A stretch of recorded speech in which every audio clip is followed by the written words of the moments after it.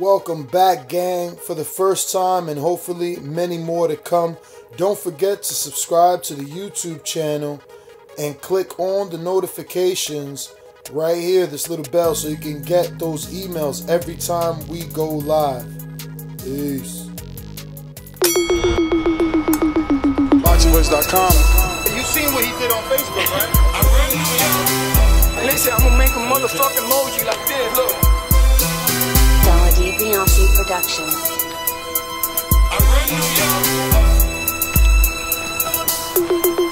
ThaBoxingvoice.com. All the guys want it. I want what Mayweather got. I want what Mayweather got. You done bust your ass like Mayweather. It was born. Go fight. Para que vinimos y hablar contigo y sabes, grabarte un poco. Estamos con la empresa de ThaBoxingvoice. Ok, no hay problema. En Nueva York. Quería presentarme. Yo me llamo Neto, este es Alex, compañero mío, y este Matthew. Yeah. I want to try your stuff. Oh, perfect. Great. Yeah, we was down here for Rigo and Keith, and then I spoke to Willie, so he hooked it up with Lewis so that I could get Sullivan too. Yeah, now I recognize your voice now. Estamos aquí visitando a Rigo y... Sí, porque yo bajé para ver a Rick Endao, estaba con él anteayer y después fui para Clearwater para ver a Keith Thurman, estaba con él ayer y después... ¿En Tampa? Ajá. No, bueno, en St. Petersburg. Pero lo mismo, para allá abajo, estaba 4 horas de aquí. Sí. Él va a preguntar la pregunta y yo te puse la transacción. Luego la respuesta y yo le doy la relación tuya. You already rolled, right? Yeah. So vamos a hablar en inglés. Él va a hablar en inglés y yo te voy a dar la pregunta en español. So I guess the first thing I really want to get into social media, right? Like we've seen this trend of most Cuban fighters now using just social media to get fights. Are you directing this to him? Just in general, you can relay it to him, you know. Okay. But obviously Rigo and other people.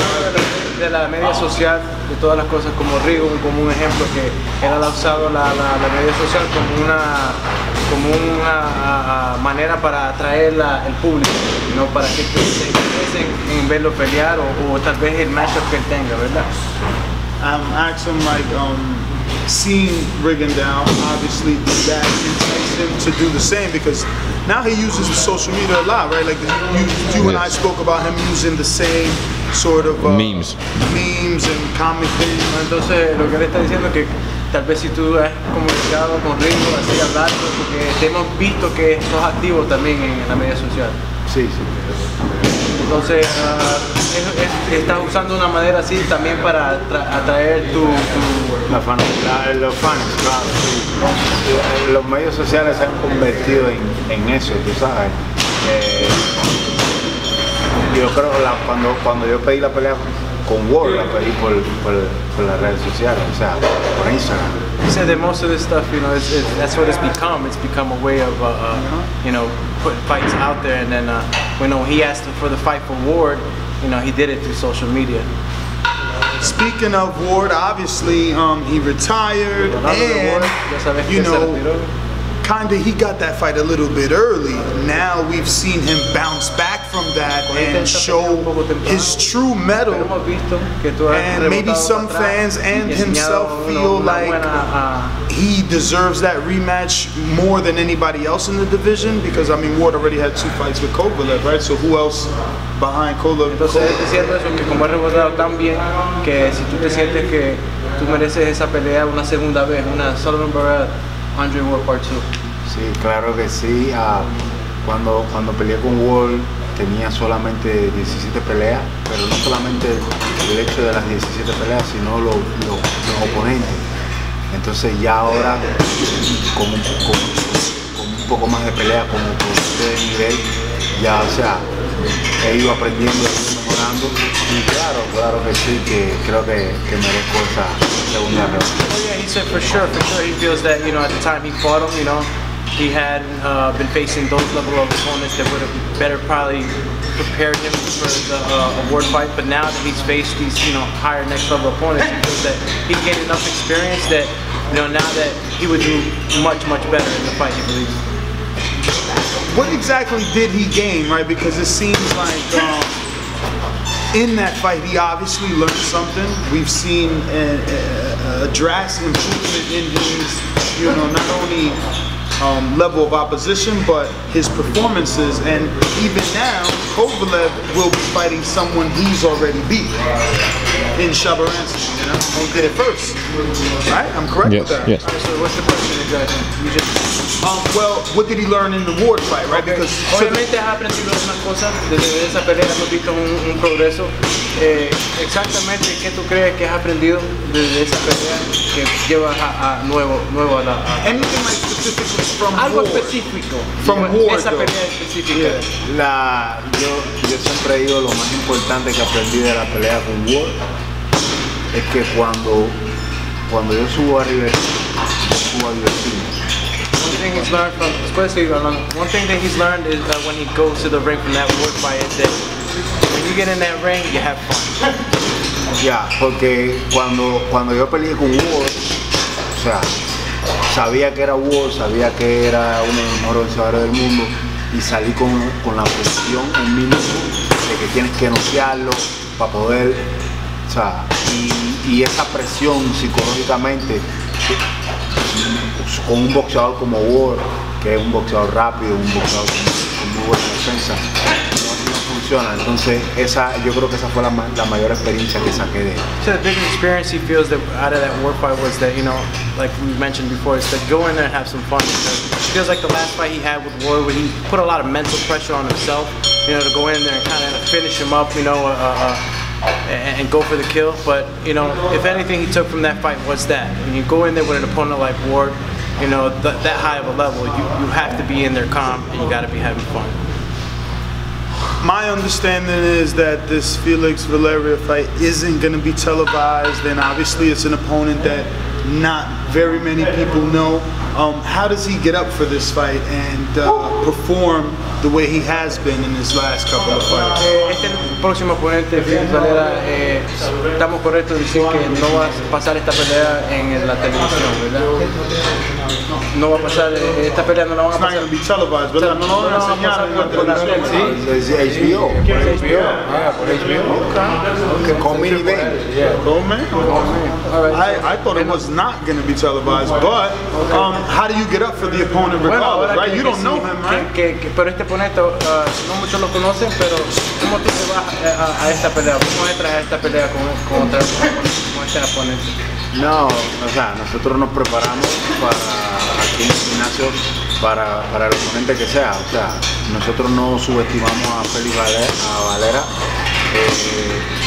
un oponente de riesgo, fue campeón interino, tiene una sola perdida con Bivol y nosotros estamos trabajando duro aquí para hacer el trabajo el día 25 en Okay, you know, we're working hard as always. You know, we're going to prepare for him like we prepare for any other fighter. And, you know, he's not so much to be overlooked. You know, he's I think, an intercontinental champion. He's had one loss. Interim champion, excuse me. And he has one loss. And, you know, he has experience. So it's nobody to look over. And we'll prepare for him just as we do it. Well, he brought up Dmitry Bivol, right? And Bivol is like the new boogeyman in the division, but I wanted to know, would he take a different approach this time around? It seems like soon as he stepped on the scene, he's going in hard. Obviously went in with Ward. Then he was trying to negotiate with Kovalev. He also had failed negotiations with Arthur Beterbiev, right, for an IBF. So Sullivan Barrera has proved to the public he wants to fight the toughest guys out there.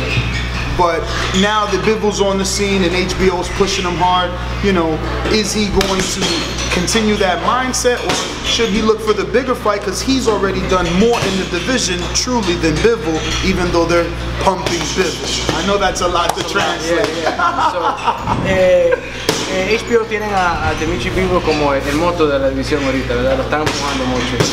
Entonces, él lo que quiere saber es si tú vas a empujar para ese oponente, mentalmente prepararte para ese. ¿Quieres pelear contra Dmitry Bivol?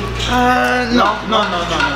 Okay, yo lo voy a decir anyway. You guys got that in English, I'm gonna just translate it best I could in Spanish. Okay, so lo que está pasando es que HBO tienen a Bivol como que él es el monstruo de la división, pero ya con he enseñado a tu fanático y al público que tú quieres pelear con quien sea. Cuando tú llegaste a HBO, de una vez peleaste con Andre Ward, el mejor en el mundo. Después también estaba haciendo negociaciones con Sergey Kovalev, otro que el público pensaba que, tú sabes, era un monstruo y que que pega fuerte. Entonces también sabemos que tú tenías negociaciones con Beterbiev, otra persona que el público piensa que pega fuerte y que es otro monstruo en la división. Quiero saber si tú vas a seguir de esa forma o ya tú vas a buscar la pelea más grande para Sullivan Barrera, porque ya tú has hecho lo que tú necesario en la división. Ya tú tienes que ganar con Shabaransi, ya tú tienes tu ranking, ya tú te has metido con Andre Ward. Tú has hecho más que una persona como Bivol, pero a Bivol es que lo que están empujando. Ok, pero Bivol tiene el título del WBA y yo soy el número, ahora mismo soy el número 1 en el WBA, en el ranking. So, yo creo que nosotros, mi meta es ser campeón del mundo. O sea frente a Beterbiev, sea frente a Kovalev, sea frente a Stevenson, sea frente a Bivol. O sea, ellos se repartieron los títulos y no contaron conmigo. Y entonces yo lo vine a pelear por el título. Si es Bivol, yo le voy a mostrar a HBO, yo voy a seguir demostrando a los fanáticos quién es Sullivan Barrera. Okay, I thought you were gonna what he's saying is that the WBA, Dimitri Bivol is a WBA champion. He's champion. So he's gonna just go after that route. It doesn't matter. Basically, he said it doesn't matter who's the champion. He wants the belt. So if the champion is Bivol, he'll go after Bivol. Is Arthur Beterbiev, Adonis Stevenson, whoever it is, and ultimately he's going to continue to show the fans who Sullivan Barrera is by chasing those fights. So he's not gonna not fight Bivol if the fight is offered, which is shit, balls to the wall. I would like to see him get a big fight though. Solamente digo yo que me encanta escuchar eso, pero también siento como que tú necesitas tu pelea también, porque tú has hecho lo necesario en la división. I guess where do we go from here, right? You wanted to mention a few things, guys. I mean, it's free. I think we mentioned everything. I think we covered. Really? Yeah, I think we covered every point. Okay, well then we'll watch him, I guess, work, and that's that. ¿Tienen algo que quieren mencionar? No, yo siempre darle gracias a la gente que me apoya de corazón, a todos los fanáticos que me siguen, y que el 25 van a ver otra gran batalla de Barrera, donde los ojos todos arriba. Just want to give thanks to all the fans that are, giving me the support, and come to the 25th. You're going to see that once again I'll prove what I can do. Thanks, champ.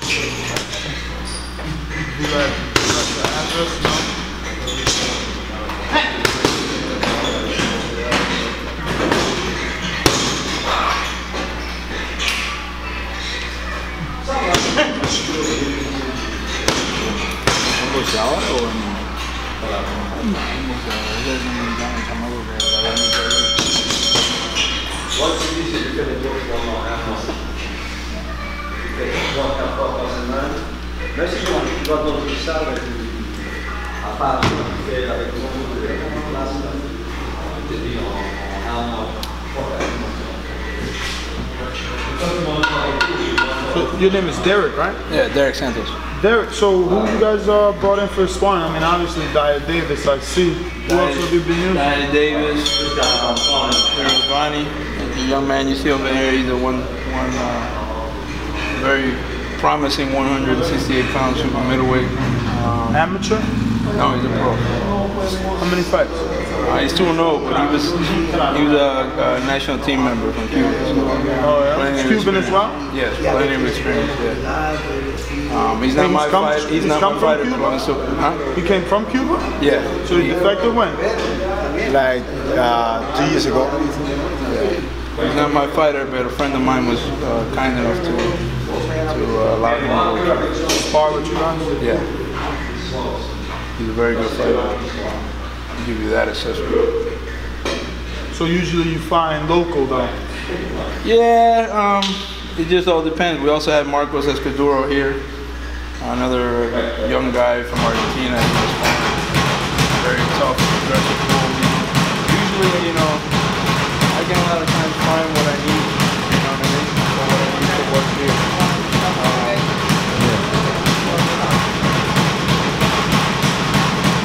So how'd you guys hook up? Well, I had known Sullivan. Me and Sullivan. I had known Sullivan for many years, but I was training other fighters, and I spent 4 years with Sergey Kovalev. Oh wow! And at one time, doing what for Kovalev for 4 years? I was the main assistant trainer. I worked with John David Jackson at the time. Then over time I went on my own, but he had been sent to Abel Sanchez out in California. Yep. When there was a thought about making a change, his manager, who again I had known for quite a while, and told me, you know, he respected my passion, my abilities, whatever, just phoned me up one day. We were friends. Sometimes he would just call me for advice, or you know, or just to chit chat about boxing in general. And I thought really that was initially what the call was for. After we chatted for about an hour, he asked me would I be interested in training someone. Of course, I said yes. And that's pretty much the story behind it, man. We clicked from the very beginning. Thank God all has gone well. And now, how many fights have you guys been together? 4. Which started with which fight? Shabransky. Shabransky. Yeah, so you get all the credit, bro. Well, I mean, you know, he did what work he had to do over there with Abel Sanchez. All due respect to Abel and everybody else. Ben Lara, who's still part of our team, was working with him over there too. I really appreciate his wisdom as part of our team. And you know, sometimes it happens like that, man. Sometimes the fighter needs a change. Sometimes he needs somebody to try something maybe a little different, or maybe it's a time issue. You just never know, you know. And it just happened to work out. He came here. I formulated some ideas. We went to work. I liked what I saw. And then, you know, too many people were always focused on Sullivan's strength. He's a tank, strength. And I think they forgot that he was a really good boxer. And so when he came here, he said, I know you can punch. You need to know that. That doesn't make any sense for me. I said, let's work on these other things. And lo and behold, in about 3 weeks, I found out he could really, really box very well. And it just became one of those things, you know. It was a funny thing. We hit it off, being able to talk about boxing and anything else in life. And I think sometimes the fighters, and I don't put any blame on the trainers, don't get me wrong, but I just think that sometimes, you know, people see a strong fighter and they forget about trying to make him box, you know. And I asked him one time, I said, man, you box so well. How come I see you just always going forward like a tank? You know, so, you know. Yeah, but it's the trainer too, right? I mean, well, like Abel Sanchez. His fighters are come forward, hit you with big shot fighters, and outside of Mikey Garcia, Robert Garcia kinda trains in that fashion. Joel Diaz, everyone has their thing. Like the Mayweathers are those boxers. I mean, Virgil Hunter, he tried to change Berto and Amir Khan into more boxers and be more defensive chin, you know, things like that. So I understand your point, and that's true. But like I said, you know, all due respect to all of them, I have my ideas, you know, and my idea was always like, I like my guys to be boxer punchers. You can have power, man, but you know, to me, there's nothing like having ring generalship and intelligence, because I believe that at the end of the day, that can get you out of a lot of trouble. And if you're cruising boxing, I'll give you an example, the Joe Smith fight. I can even go to the Shabransky fight too, because in the Shabransky fight, if you can hear the audio what I'm telling him in the corner, I told him clearly in the 5th round, we're breaking him apart. Just keep doing what we're doing. Don't get carried away. Don't get too aggressive. Don't go for the kill. He's going to fall apart. Sure enough, he knocks him down in the 5th round. I tell him he's going to come out like a bull in a china shop in the 6th round. I just want you to box. And that's what happened. If you watch the first minute and a half, Shabransky came after the kill because he knew he was in a bad position. And then the next round we stopped him. In the Joe Smith fight, if you watch the Joe Smith fight, all due respect to Joe Smith and his people, he was killing Joe Smith. The only time he got in trouble or got hit hard was when he got too careless or overly aggressive. And I had to tell him several times in that fight, hey, stick to the plan. I don't care nothing about the knockouts, man. It's all about the W at the end. If we knock him out on the way, great. I know they say everybody's always talking about the network wants this, the network wants that. You know what? The network doesn't pay our bills. The network doesn't do anything for us when we catch an L. So my opinion about that is we do our work. They'll definitely push you off, though. Yeah, well, that's true. But you know what? Again, who helps my fighter when he makes a mistake? No, you're definitely doing the right thing. You're thinking of your fighter, which is what you're supposed to do. So at the end of the day, I told him, you know, there was a couple times where he had Joe hurt, but Joe was very, I'll give Joe this. I saw what Joe was doing. Joe was trying to play possum. Joe was being very dangerous and trying to I could see it in his body language, I can see it in all his moves. He was thinking, man, if I can just get one shot in. And meanwhile, in that fight, if you watch me in the corner, as he's piecing him apart, I'm like, he's up. Just keep piecing him apart, because any fighter, especially one with Joe's strength, can come across and catch you with a haymaker, which is what happened in the first round. I mean, he was getting pieced up, and he threw a left hook that I sure as heck wasn't expecting. Joe's known for his right hand, not his left hook. And he connected, you know, off balance. He was open, trying to go for the kill, and you know, so right then and there, it proves my point. You know, that sometimes you have to be smarter than the average bear. You know, and that's where we're at with that. So with him, I know he can stop people. I know he can hurt people, but it's always about, we're playing chess here. Let's be smart with what we're doing, and when they're ready to go, then they're ready to go. You know, it's the same thing what happened in Shabransky. It's the same thing that happened. Same thing that happened after with Joe. You know, I just wanted to make sure we were doing our work. Once we're cruising and doing our work, then so be it. Let it happen organically. If the knockout happens, then that's going to happen organically. As far as Felix Barrera comes, you know, I don't discard him, man. He's a boxer. He might not be the type of boxer a lot of people like, but he's a good mover. He's long and he's awkward. He's lanky.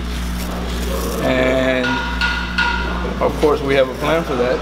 You know, he was a guy we could get. You know, everybody. Or he was a guy that made sense to fight against at this time, because everybody else, as Sullivan said to you, go give me scissors. As Sullivan said to you, the party sort of, all the belts sort of kind of got dispersed without us. And I'm not saying that, for example, a WBO situation where a lot of people get that confused. That belt was brought up into Sergey fight with Shabransky after our negotiations was over. That is not Sergey's fault. It's not Shabransky's fault. But whatever happened there in that situation. Yeah, that was like the day before Andre Ward. Andre Ward actually, the day of the press conference. The day of the press conference for the Kovalev-Shabransky announcement in New York was when, you know, Andre Ward retired that morning. Yeah. So, you know, unfortunately, like he said, that we were already out of those negotiations, and things could have been different had we known, you know, there was a title belt up for grabs. It wasn't the case, you know. As far as the WBA goes, again, they had whatever reason they felt to hand Bivol the title. which is what they did. Instead of having us fight for the title, they just gave it to him. I'm not going to sit here to pretend to know what all the sanctioning body rules are. You know, you have to play with what they give you. You know what I mean? Adonis Stevenson, well, you know, Adonis Stevenson is a strong, difficult fighter. I don't know what his situation is. He never seems to fight. Scheduled, right, for Elderly Alvarez mandatory? Nope. They just came out today saying that he was scheduled for 1st December, then January, and now his promoter, Yvonne Mitchell, which fame of the situation we had with Beterbiev, now says that you know, PBC had something else scheduled, so they're looking at February and March. I can't even remember. Man. But you must feel comfortable being that Barrera is like a main events guy, and both Bivol and Kovalev are there, so he's sure to get a shot next year for a title, easy. Yeah, you know, well, I hesitate to always say the word easy. I've been in this game for a long time, and many things seem to be what would be common sense, easy. Man, don't seem to work out that way. All of those guys fighting on HBO already, all of them already with main events. Yeah, well, I mean, we hope they're our promoter, so we hope that, you know, it comes around to be that the case. And like Sullivan stated before, his goal is to be world champion, you know, and whoever it happens to be at the time. Obviously, it would make sense from where we're sitting that we would fight Dimitri Bivol. Because you want that fight? Yes, sir. Yes. Why him over everyone else? Well, it just makes sense because red tape right now. I mean, if we're number one and we really should have been fighting for the title against him rather than him being handed the title, it just makes sense. That's the closest one or two, right? Yeah.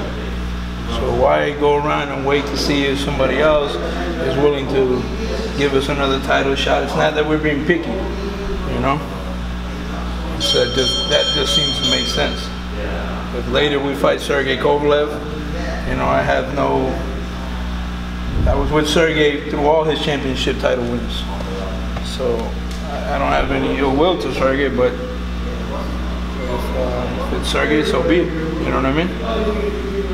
Really quick, short answer. Any truth to John David Jackson's Kovalev claims? I mean, he is going to be a possible opponent. Can the man truly not take a shot to the body? Is he as hard to deal with as Jackson makes it out to seem? I'm gonna say this. I mean, like I said, you don't have to get totally into it. I'm just gonna say this. That the issues, I can't pretend to know what all the issues were with him and John. I will say this, many athletes, it's many fighters, it sometimes can get difficult to deal with when you're dealing with elite talent, as far as what they're feeling, what they're going through, their attitudes, and some of them do at times act like jerk-offs, and some of them don't, you know. As far as what I do, I think I know what it would take to beat him. You know, John has his opinion, so all I can tell you is that we went on a good trip together. I was with him for 10 fights. We won our titles. Every camp, every fighter has their ups and downs. I had moments myself where very nice moments with Sergey, and they had other moments where I would get upset at him. So, you know, but I think that happens with many elite athletes. With them, at the end, I really wasn't there for the last 4 or 5 fights. So to tell you the truth, if it got to that point where they were at, I wouldn't be a good person to ask. I wouldn't. And with Sullivan, and you know, I spoke about you deserving all the credit, but did any of it have to do with the fact that he didn't have to travel? And obviously, Sullivan, if you want, tu puedes contestar.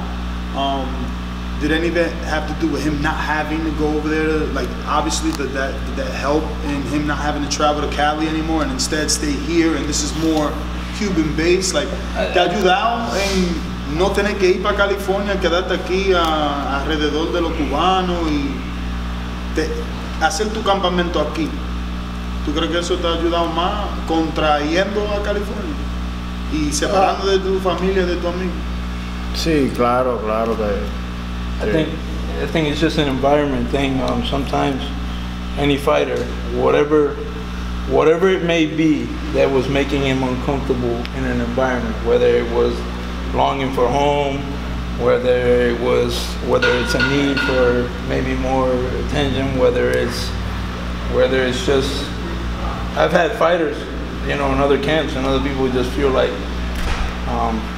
they don't feel at home. They feel like they're in a solitary situation.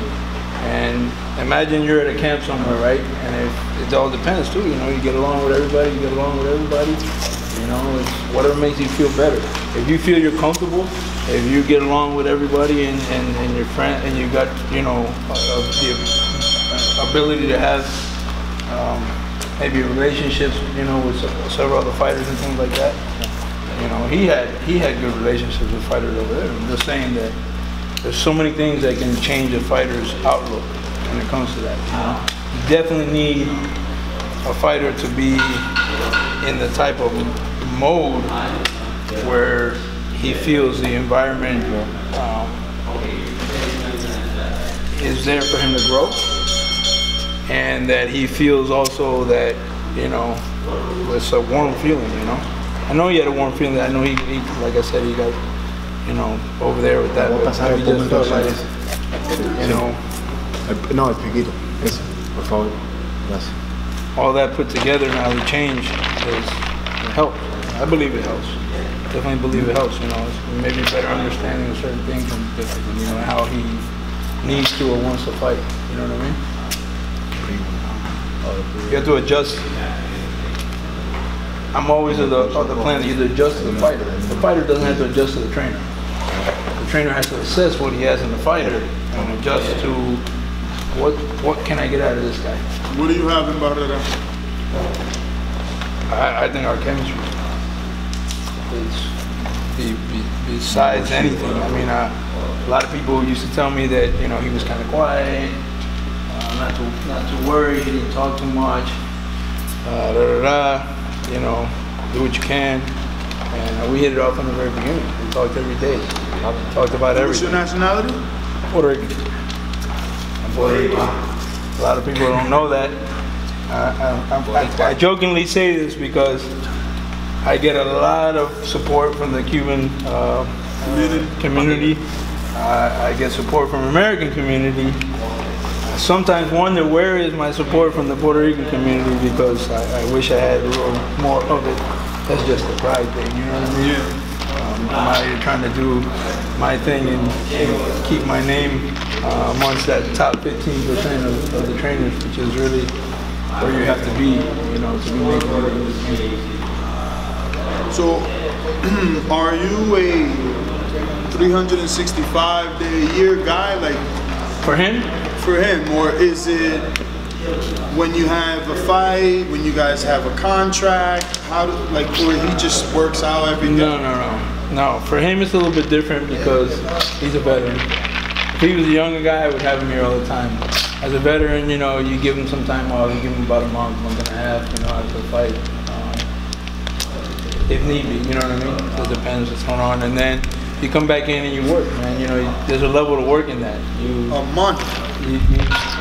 Sometimes a month and a half. So what, and then like 4 weeks. Fight night, they're like 195, right? Fight night, how much you win on fight night? No, 187. 187? Yeah. So then a month from there, you're how many more pounds? About 95. 90? Yeah, that's where I keep it. From 187 to 195? But see, on vacation by one man? No, but see, that's the difference. I'll tell you this much. He's very disciplined. Yeah? He's more disciplined than a lot of the fighters I've ever had in my entire career. And I'm very grateful for that. He knows when he leaves camp, when he comes to, you know, give me my end of the deal, I tell him all the time, and he knows, hey, you know, don't get crazy while you're out there, you know what I mean? And he's the type of fighter who cooks his own food, watches his own diet. Really? No, you don't need to babysit him at all. He's one of the most dedicated fighters I had. I like to spend a lot of time with my guys anyways. Sometimes I go watch them run, I go do this, I go watch them do physical training, whatever it is that they're doing. But I really have no issues with that. ¿Y qué tú estás cocinando, Sullivan? What are you cooking? No, hoy me regalaron 12 comidas. O sea, 12 meals? 12 meals por the week before fight. Pero yo cocino salmón con vegetales, con sweet potato, ground turkey, compro arroz. Marrón. No, el arroz Brown rounds en Costco, es healthy, tú sabes. Lo preparo, ensalada, ¿Y quién te chicken. enseñó a cocinar? No, de Cuba, tú sabes, Cuba. Latino, you see, that's come from being the culture. I said, who taught you how to cook, right? He said, man, you know, in Cuba. But yeah, he does his own shopping. Look at that, in Costco, bro. Plug in Costco. You guys better holler at Barrera, man. You need a sponsorship deal. Plug in the Costco salmon and everything, kid. He's never been an issue. I've had very good fighters who, of course, have been issues. You have to sort of so you're drag saying them. after a month, he comes in 196. He's always healthy. That's good. That's good, man. No Casamayor syndrome. No, we don't have. Juan Guzman. No, we don't have those issues. He knows. Plus his manager, Luis Molina, who's a very good manager, very good man.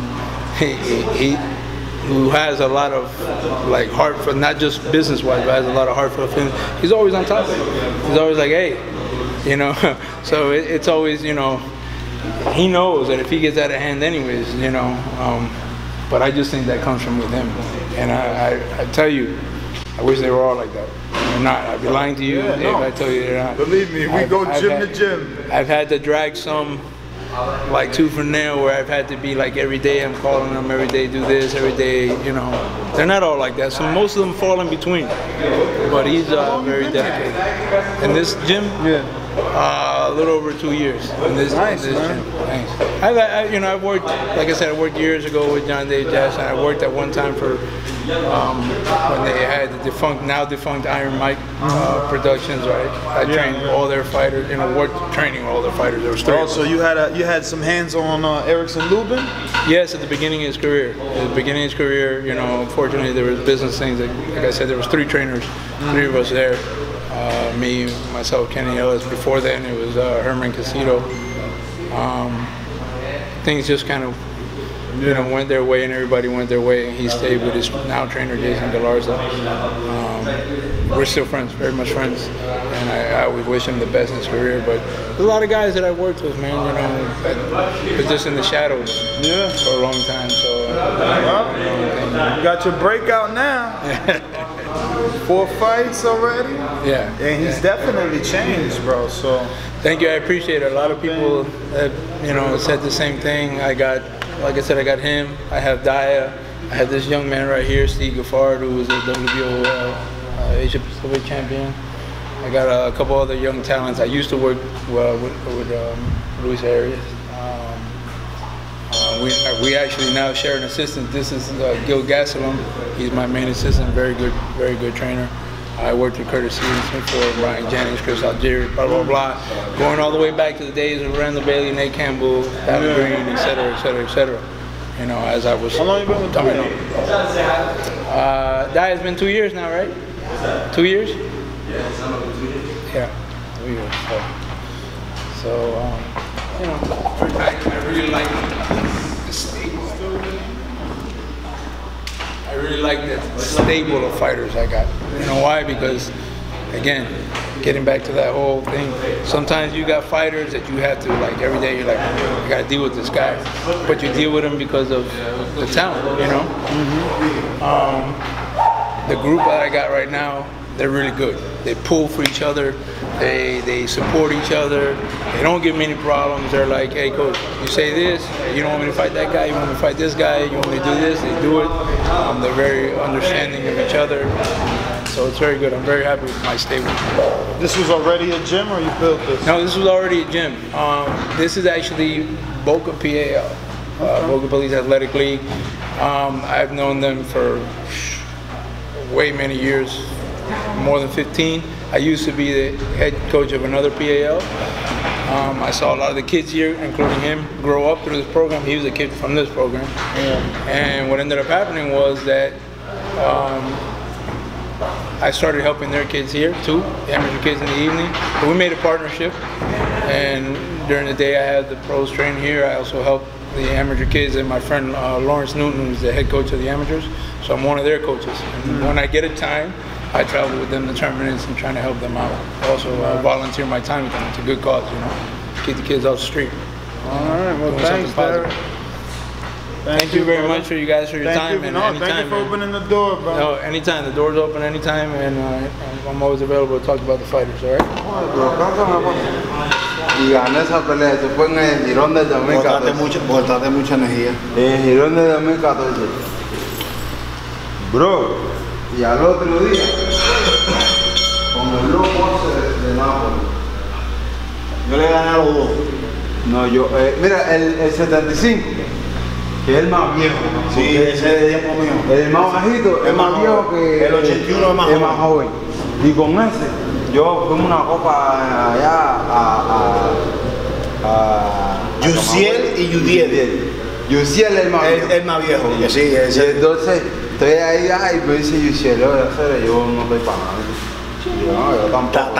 Tatán. Y dice, bueno, compadre, tú, si eso. Cuando tú me des 2 ganchos ahí, tírame 2 ganchos bacanes ahí, que yo más o menos ya me voy a tirar y yo le doy 2 ganchos y el hombre se tiró y el árbitro ni me contó.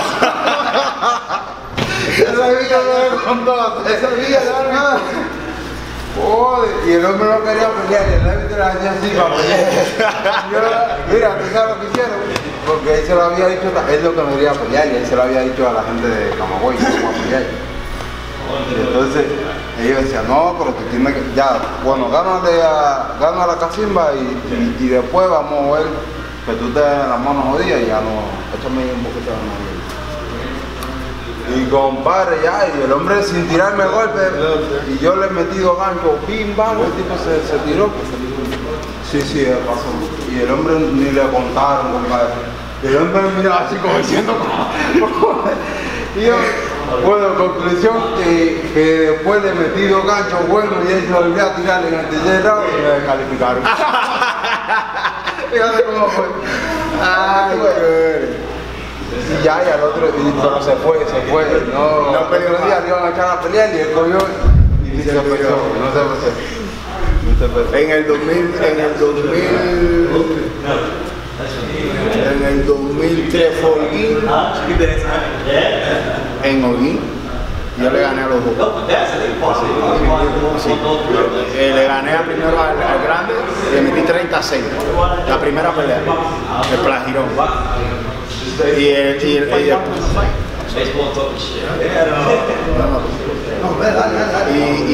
Y después me tocó con Tatán.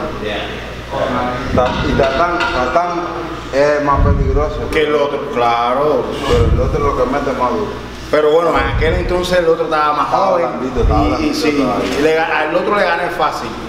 Y después, yo no me acuerdo si fue en el 2003.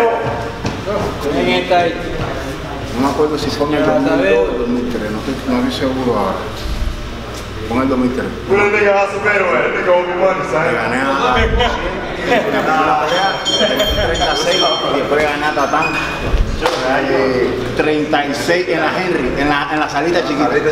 Le gané 36-29. Bueno, te voy a decir que a Yudiel, al 81 le gané en el Girón. Me dio un palo, pero él no se dio cuenta que me había tocado. Tocó y él no se dio cuenta. Bueno, y de momento él vino con unos restos locos le metí 2 wibis ahí y le tiré 2 ganchitos y me lo fui por atrás. Y cuando se me viró le metí una recta, pero se la metí media que al final sí, entre manotazo y con el dedo así. ¡Oh! Y lo senté de culo. Y ya, y después en el tercer round nos partimos los dos. Él se partió por las cejas y él me partió a mí por la cara.